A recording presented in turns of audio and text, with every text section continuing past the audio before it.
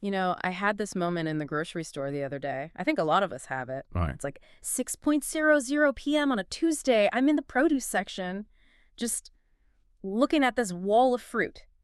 And I'm trying to find something exciting. I'm eyeing the dragon fruit, the expensive berries that, like, cost $8 and go bad before you even get home. Right.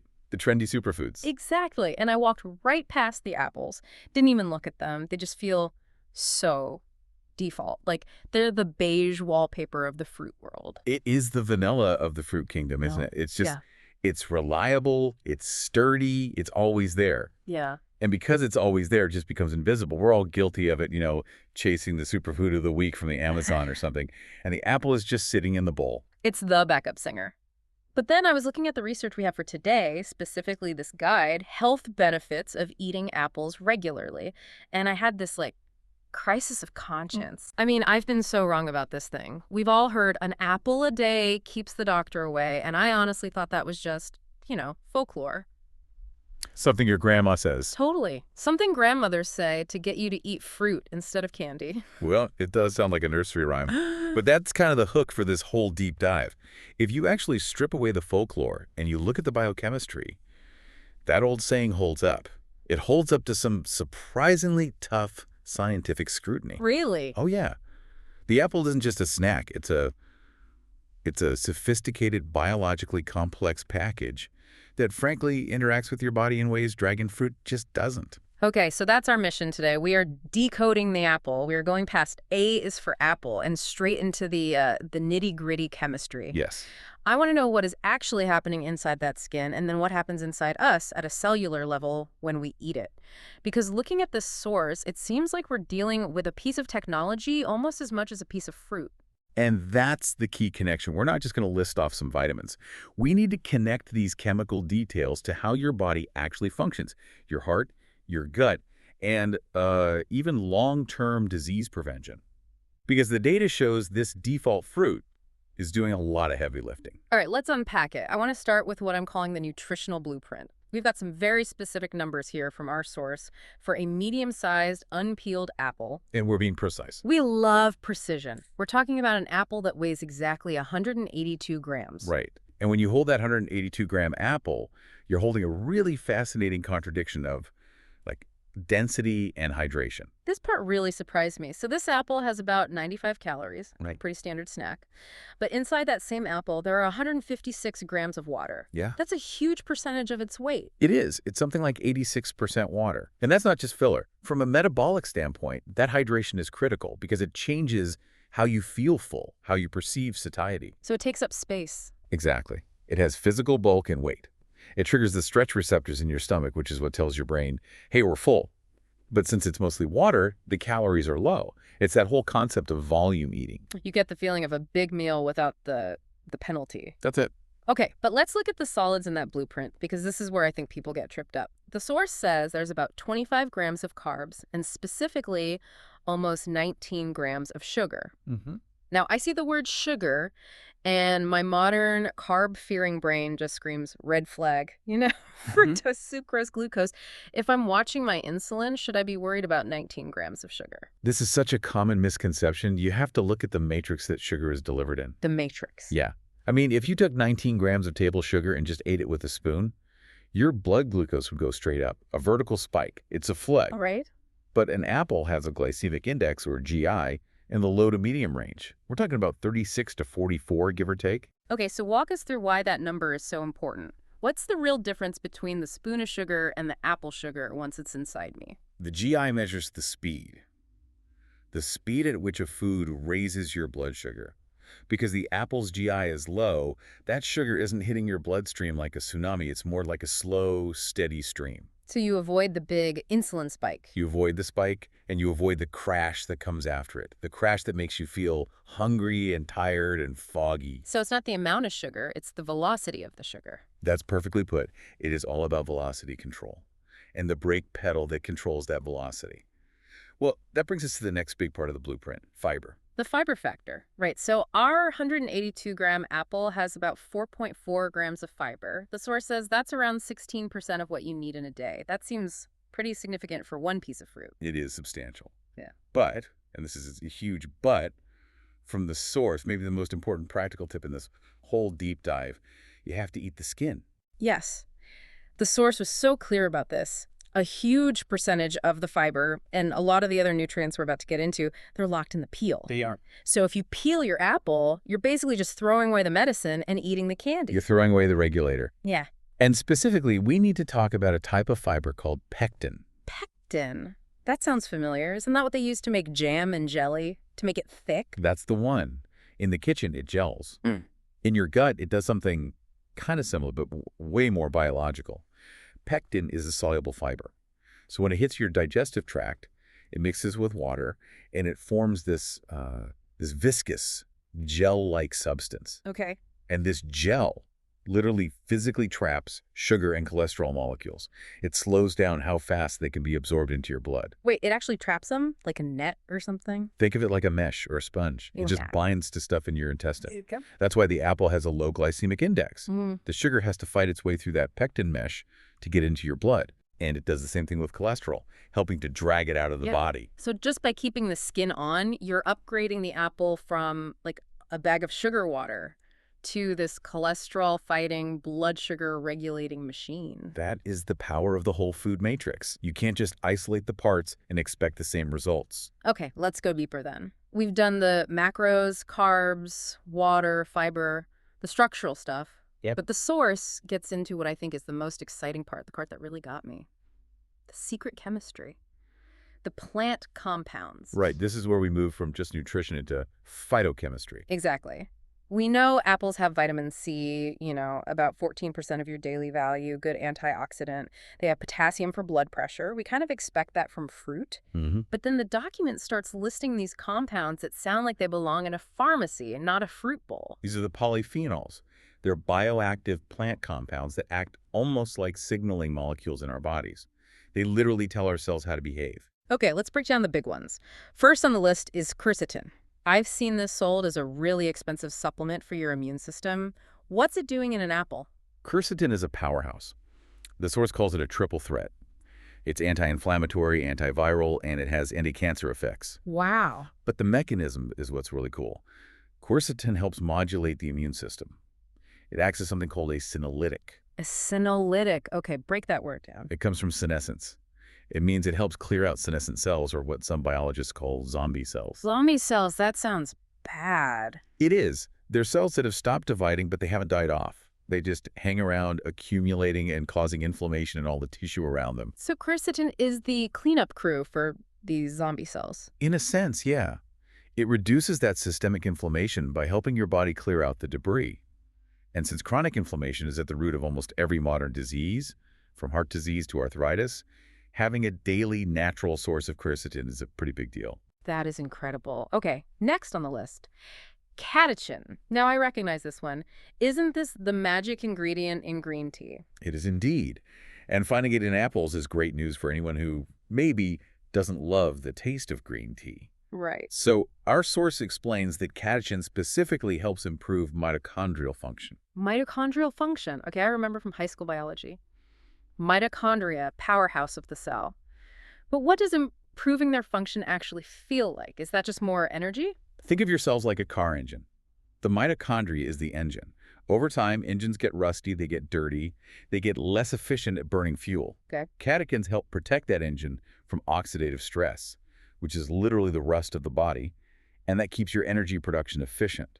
So the sugar in the apple provides the fuel, but the catechin helps the engine burn that fuel cleanly. That's a great combo. Fuel and engine maintenance in one bite.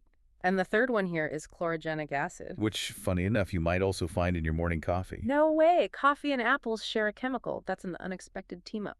They do. And the benefit here is that chlorogenic acid helps lower blood sugar levels. So look at the synergy there. You have the pectin fiber physically slowing down sugar absorption in your gut. Right. And then you have chlorogenic acid chemically helping to lower blood sugar once it's in the bloodstream. It's a multi-layered defense against metabolic spikes. It really is a sophisticated delivery system. I mean, we think of medicine as a pill, right? But this apple is a biological delivery system for quercetin, catechin, and chlorogenic acid, all wrapped up in fiber. And that system is what leads directly to all the systemic benefits. Yeah. It doesn't just stay in your stomach. It affects your heart, your digestion, your long-term disease risk. Let's talk about digestion first, because the source points out this paradox that I find fascinating. It says apple fiber helps prevent both diarrhea and constipation. Huh. How? How can it do both? Those are opposite problems. It sounds totally contradictory, doesn't it? But it's all about normalization. Pectin is what you'd call an adaptogen for the gut. Adaptogen. Yeah. Because it's water-soluble, if you have diarrhea, the pectin absorbs all of that excess fluid and it solidifies the stool. It slows things down. Okay. But if you're constipated, that same fiber adds bulk and it pulls water into the stool to soften it up and keep things moving along. So it's a regulator. It doesn't just push one way. It pushes everything back towards the center. It seeks equilibrium. Exactly. And the source also mentions that this same buffering effect can help with symptoms of acid reflux. Plus, because it slows everything down, it keeps you feeling full longer, which loops back to the weight control thing. Right. An apple a day might actually help with weight management. The source suggests adding apples to desserts or salads. It's a smart hack. You get natural sweetness in bulk, but you drop the calorie count. And while you're managing your weight, you're also protecting your heart. This is a huge section in our source material, and it's one of the most compelling reasons to eat them. Heart health. Okay, we touched on cholesterol, but how do these plant compounds specifically help the cardiovascular system? It's a two-pronged attack, really. First, you've got the fiber lowering the LDL cholesterol, the bad cholesterol. But the second mechanism is arguably more important. It's reducing oxidative damage to the blood vessels themselves. We used that term earlier, oxidative damage. You called it rusting. Can we expand on that? What is rusting in my veins? So technically, it's the oxidation of that LDL cholesterol. When the LDL cholesterol in your blood oxidizes, it gets sticky and it starts to form plaques on your artery walls. That's atherosclerosis. Right. The antioxidants in apples, these flavonoids, they prevent that oxidation from happening in the first place. They're like a shield. They stop the cholesterol from turning into plaque. That is such a vivid image. It's preventing the gunk from sticking to the pipes. That's precisely it. And this vascular protection also lowers the risk of stroke. The source cites studies that show a direct link between white flesh fruits like apples and pears and a reduced stroke risk. Which leads us right into the long game, disease prevention. The source gets pretty specific here about type 2 diabetes and cancer. Yes. For type 2 diabetes, we've already covered the blood sugar control. But the antioxidants also protect the beta cells in your pancreas. And those are the cells that make insulin. They're the insulin factory. So if you protect the machinery that makes the insulin, you lower your risk of developing insulin resistance down the line. That is huge. You're protecting the factory, not just managing the product. Okay, and what about cancer? I'm always a little skeptical when a food claims to prevent cancer, but what's the specific claim here? The language is careful, as it should be. The source says the high concentration of flavonoids and antioxidants may slow cancer cell growth. May. Right. Studies have looked at lung, breast, and digestive tract cancers specifically. The theory is that by reducing inflammation and oxidative stress, those two root causes we keep coming back to, you're creating an environment where it's just much harder for cancer cells to get a foothold and thrive. It's amazing to think that's all happening in the background while you're just, munching on a snack. But we do pride ourselves on being objective. It's not all a perfect picture. We have to look at the risks, myths, and caveats section of the source. Absolutely. Got to look at the potential downsides. Critical thinking means seeing the whole picture. First up, pesticides. The source is pretty direct here. Apples are vulnerable to pests, so they're often heavily treated in conventional farming. Yes, and this creates a real tension, right? Yeah. We just spent 10 minutes telling you that the peel is the holy grail of nutrition. Right. But the peel is also where the pesticide residue sits. So what's the verdict? Do we peel it and lose the good stuff? No. The takeaway from the source is simple, but it's non-negotiable. Wash them. Wash them thoroughly. If you can afford organic, apples are a good place to spend that money because you're eating the skin. But even with conventional apples? Even then, the nutritional benefit of the skin still generally outweighs the risk of the residue if you wash them well. Don't just wipe it on your shirt. Okay, scrub your apples. Got it. Now for the scary one, the cyanide myth. I remember hearing this on the playground as a kid, that apple seeds are poisonous, and if you eat one, you'll die. The source actually tackles this head on. It does, and it gives a much-needed reality check. So it is true that apple seeds contain a compound called amygdalin. Okay. And when amygdalin is chewed and digested, it can release cyanide. That is a chemical fact. Yikes. That sounds like a James Bond plot. It does, doesn't it? But toxicology is all about the dose. The source is very clear that these seeds are only harmful if you eat them in massive amounts. And crucially, the seeds have a really hard outer shell. So if I just accidentally swallow a seed whole. It just passes right through. It'll exit the system intact. To release any cyanide, you'd have to actively chew and crush the seeds.